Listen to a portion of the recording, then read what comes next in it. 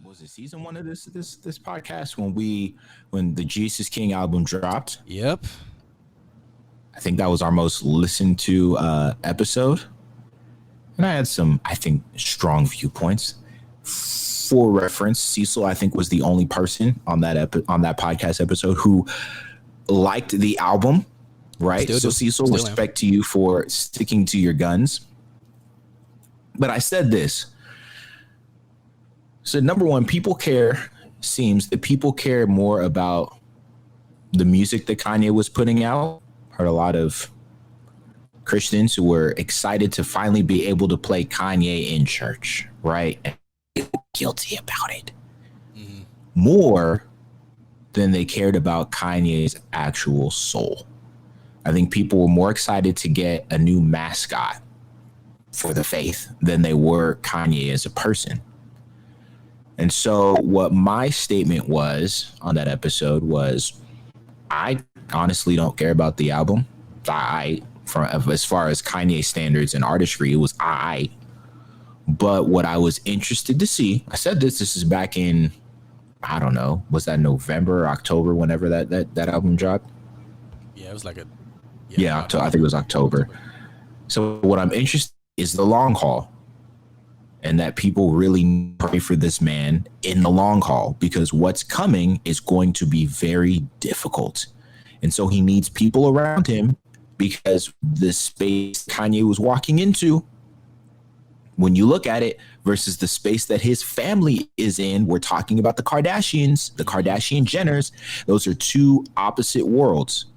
And so there were going to be some moments where Kanye would say some things, or is going to say some things, and we've now seen it come to pass, that will be starkly at odds. And so I said the key figure to watch for is Kim, and watch the dynamics between Kanye and Kim's relationship, because Kim comes from a space where she has a momager who manages that entire family. A momager.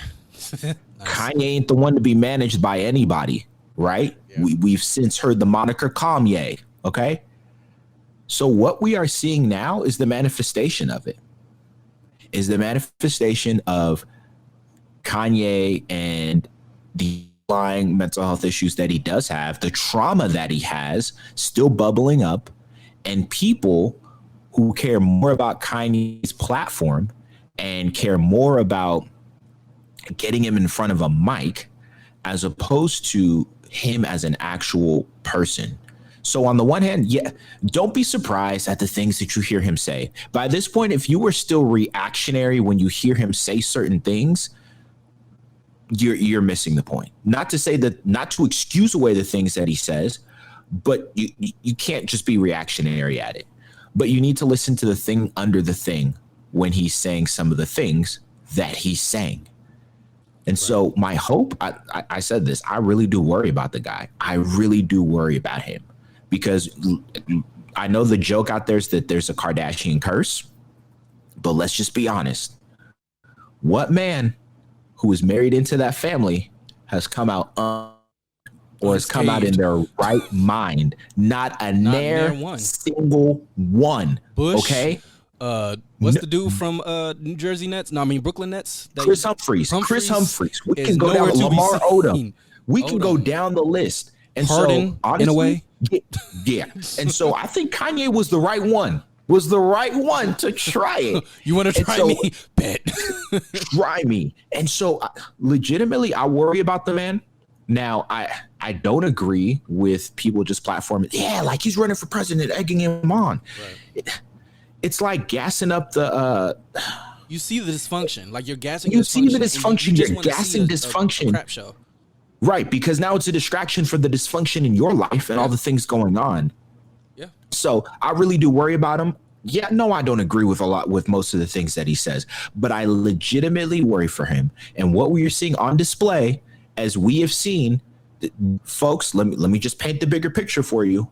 It's no coincidence in the times that we are sitting in that people are capitalizing and being entertained and distracted by the dysfunction and the trauma of Black folks. A couple weeks ago, we saw Will and Jada, and now entanglement is a joke, and Will Smith is now the butt of a lot of jokes, and that man is hurting deeply. Yeah. Now we see Kanye, and folks are railing off on his comment about Harriet Tubman not freeing the slaves, which was, yes, it was an out of pocket comment.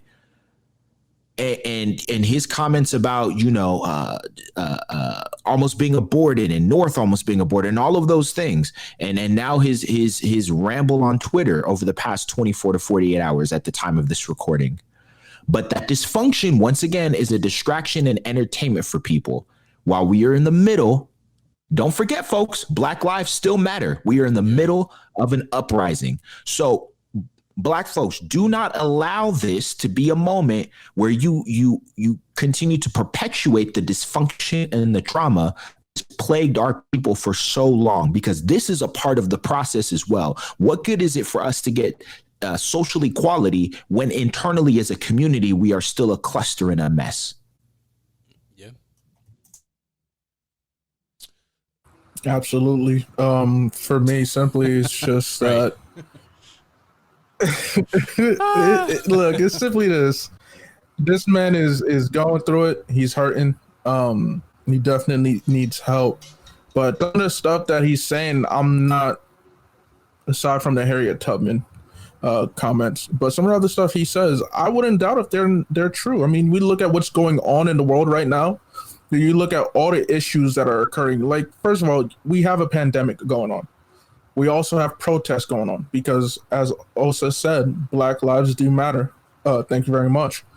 We have child trafficking cases going on. We have sexual assault cases going on. We have so many different things going on right now that it's so easy for people to pick and choose which ones they want to focus on. And then in Kanye's case, like also mentioned, he's a distraction at this point. He's being perceived as a distraction. But some of the stuff he says, I wouldn't doubt if it's true. I wouldn't doubt it one bit. But don't just dismiss him as like, oh, he's just some raving lunatic. He's a man that needs help.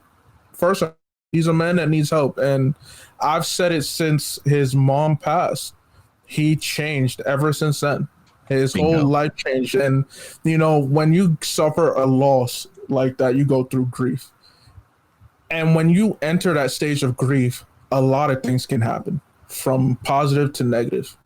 And for the most part, most people tend to move towards the negative aspects of grief, whether they get involved with drugs, alcohol, women, gambling, different vices. In my opinion, Kanye never properly addressed that grief. And I'm not saying that all his flings and everything they were negative influences on him. I can't say that, because that would just make it seem as if all his life has been negativity. But he did not approach grief the right way. He did not get the true help he needed, and it allowed him to continue down in this downward spiral. Now, however, with his turn to Christ, we're trying to see, well, not that we're trying to see, but what we are starting to see is his cries for help, his desire to find help. And he's doing that. He's putting his faith in God. No issues with that. Not at all. When you listen to that God is King album, there's one song, I think it's the one with Uncle Frederick, where he mentions Ephesians. He talks about how people only pay attention to the first part of Ephesians, which talks about what you need to do. Thank you for being a Christian. Thank you for being righteous. But then the second half is like, hey, that doesn't mean turn your back on other people now. That doesn't mean that you believe you're better than they are. Yeah. So he needs help. He clearly does. And I feel for him to an extent. And it's just, it's a crazy situation. It really is. The way it's spun by different people. I mean, there's different stances anybody can take from it. It's just like, wow, at the end of the day, don't let it distract you. Don't let it be a distraction to all the other stuff that's going on. You can pay attention to multiple things at once. Come on, let's be real. Everybody does it. Multitasking, everybody does it. You can pay attention to multiple things at once. Don't start dismissing or prioritizing certain situations just because it makes you feel better. Yeah. I mean, Osan and I were talking the other day saying that, and you know what? Also stop me if you need to, but what we were you know where I'm going with this. So it especially comes down to the church, and I've had some misgivings about the church the last couple months, really, since the protest started, is the ease at which individuals from church, general, I say all churches, but there are a good number of individuals from churches who put their focus more on the events that they don't need to be held accountable for, such as the Wayfair situation, the child trafficking situation. Us as individuals, there's nothing really we can do.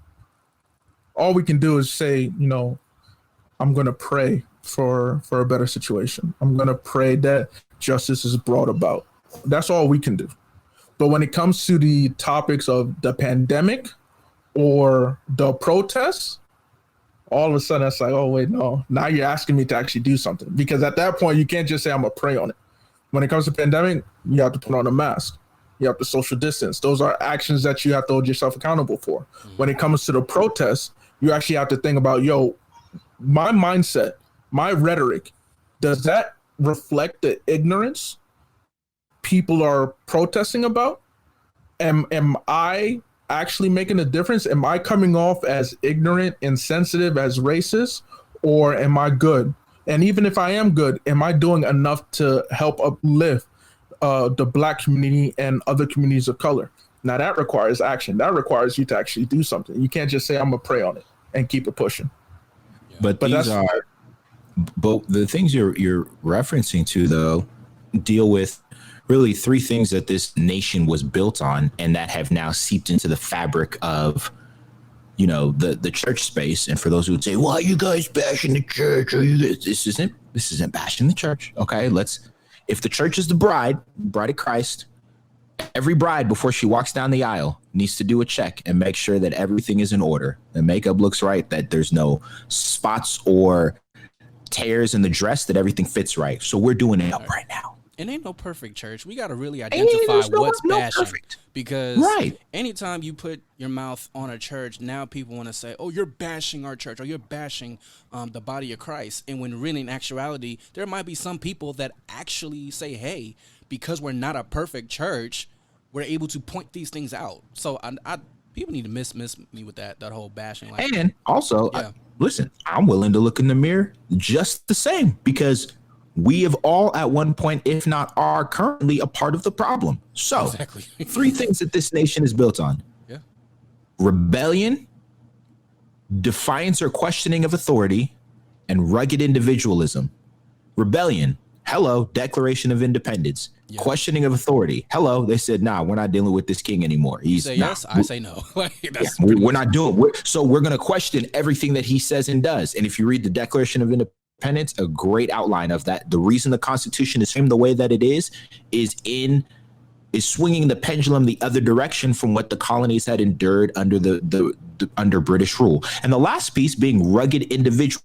Shout out to Alexis de Tocqueville, great French writer who wrote about American rugged individualism, right? Yeah.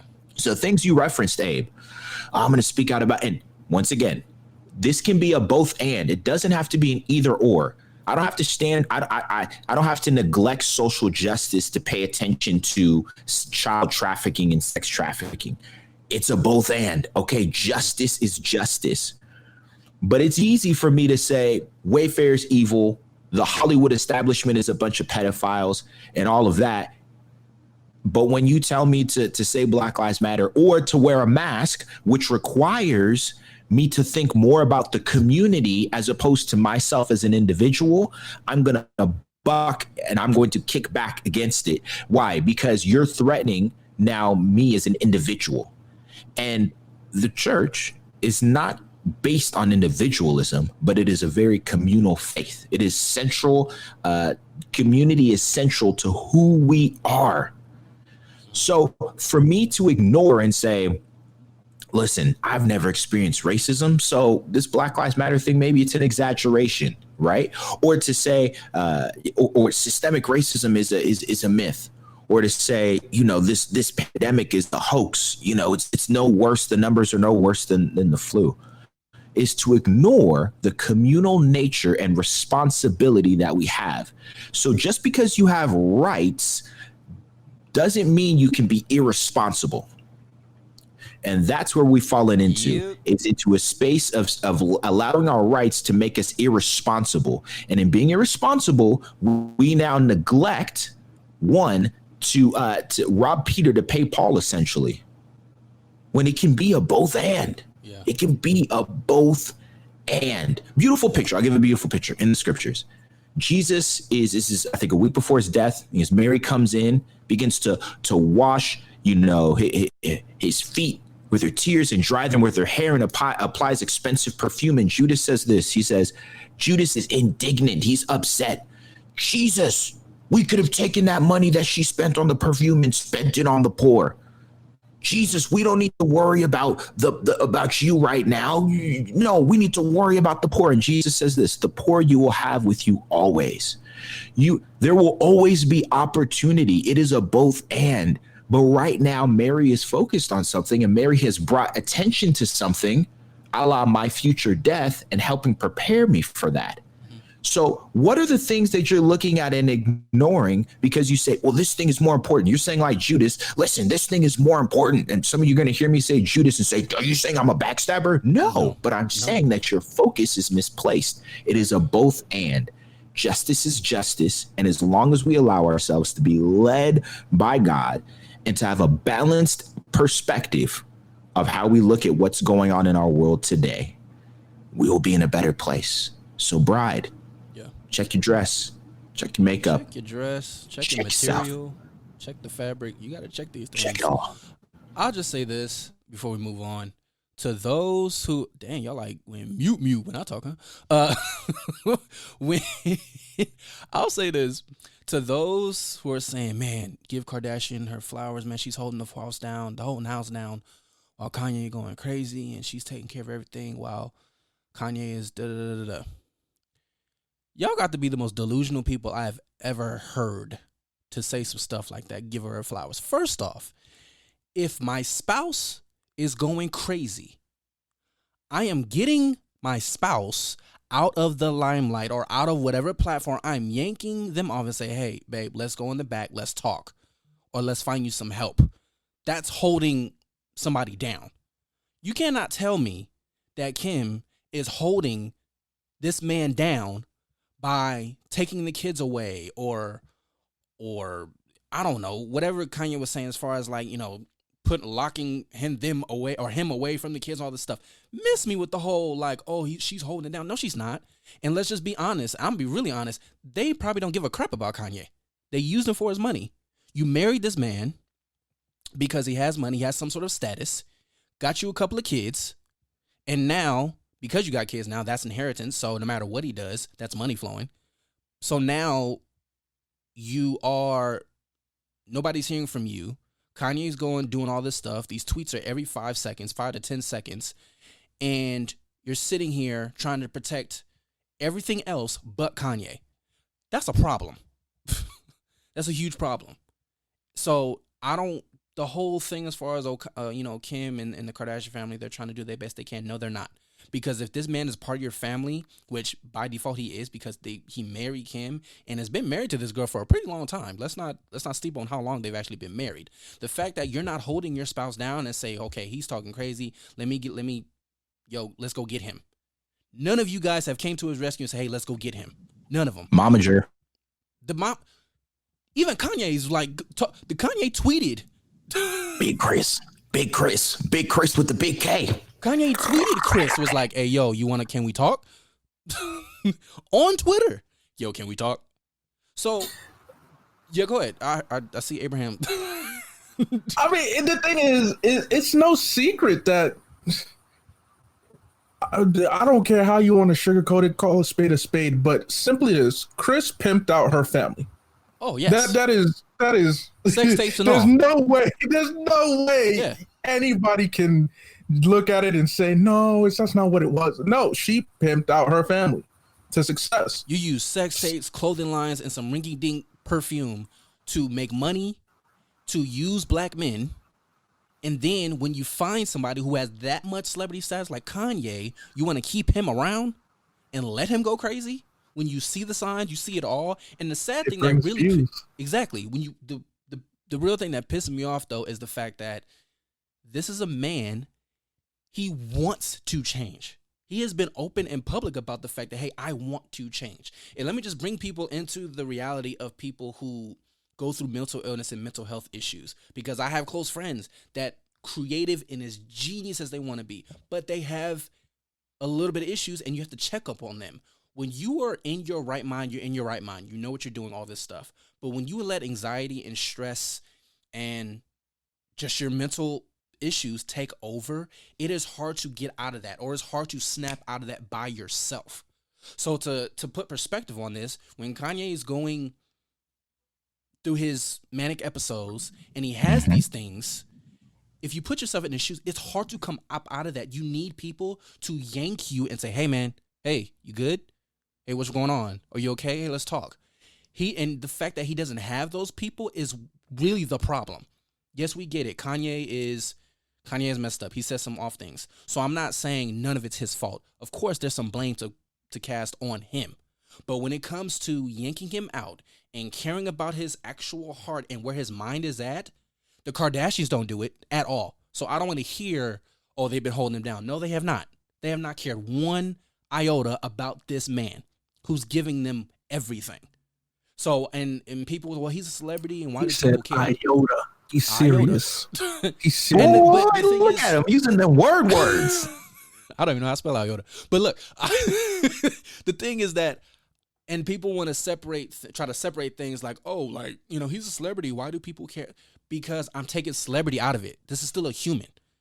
Like, mental illness is real, especially during this time. It is a real thing. Manic episodes are a real thing. And if you're not going to care about a person enough to yank them out, then don't be around them at all. I don't care how much money they got. Like, people have to take that seriously. And people are either, they're having this perspective of respecting Kardashian to that much, like, and acting like they're doing a whole lot, or they're making fun like this is a routine episode. Like, hello, the fact that it is a routine episode, it's a problem, a serious problem. And the fact that if Kanye is using this as a marketing ploy, then it's still wrong. But if that's what he's doing, then you still need to say, hey, man, I noticed some stuff been going on, man. How are you doing? Shout out to Dave Chappelle, who actually flew out there recently this week and just to hang out with him. Sometimes you just need people present. And Dave Chappelle is a real one for just going out there and like, hey, man, let's. And Kanye looked way better than what he was doing, just the fact that he was there. And that's an example of somebody saying, hey, I don't care about your gifts or what you do. Let me see how you're doing. And as creatives, since, you know, this is our little craft factory bubble, as creatives, when you are gifted and you have many, many talents, sometimes it is easier to depend on what you do instead of who you are. It is much easier to, you know, rely on your gifts and what you do instead of actually articulating who you are as far as identity, for identity purposes. And it's much easier for people to accept what you do and not really accept who you are. Like, that's just the reality of what creatives, you know, like what we go through. And that ensues a lot of mental breakdowns, a lot of anxiety attacks. Stress can happen. Why? Because now we are not even focused on who we are. We rely heavily on everything that we do, our gifts, our podcast, everything.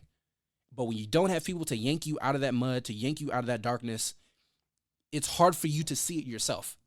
So I need people to actually understand, like, Kanye can't see it as much as he wants to change. He wants to change. It's been public. But when you are by yourself and you're having these manic panic attacks and these episodes where you're just talking crazy, it's hard for you to see or to tell yourself, hey, I need to snap out of it, because you're in it. So I look up to, well, not now, but I used to look up to Kanye. Kanye is one of my favorite artists, favorite producers of all time. This dude's a genius, a mastermind when it comes to music. And even there's some stuff that I will say as far as life, that he can drop jewels and he's wise in certain areas. But when it comes to just the mind, people have to understand what the layers of that, and the fact that since his mom has passed, he misses his mom. and that has caused a lot of trauma, a lot of stuff to be revealed, around his life. So I just wish people have better sensitivity with that and actually be mature about this and look at stuff from all angles, because this is serious. It's not a joke.